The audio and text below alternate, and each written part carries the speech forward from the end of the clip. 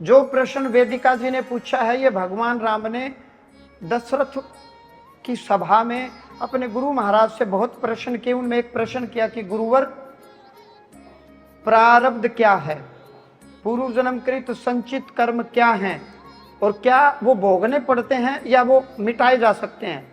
तो कुल गुरु वशिष्ठ कहते हैं, राम, मैं ब्रह्मा जी का मानस पुत्र हूँ। मेरे पिता ब्रह्मा जी ने मुझे बताया कि मैं जगत का विधाता हूँ, करता चाहे या न चाहे कर्म का फल चिपक जाता है, उसको भोगना पड़ता। लेकिन हे राम, कुछ कर्म, मान लो आज ये भक्त आए, किसी ने हवन कर दिया, यज्ञ कर दिया कि मेरा विवाह हो, विवाह हेतु यज्ञ कर दिया।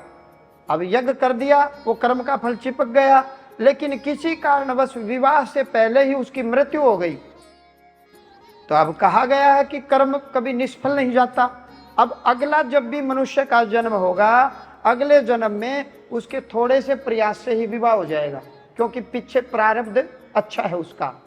तो महर्षि वशिष्ठ कहते हैं, राम, पूर्व जन्म के संचित कर्म जो हो गए, न तो घटाए जा सकते न बढ़ाए जा सकते, वो जो होना था हो गया।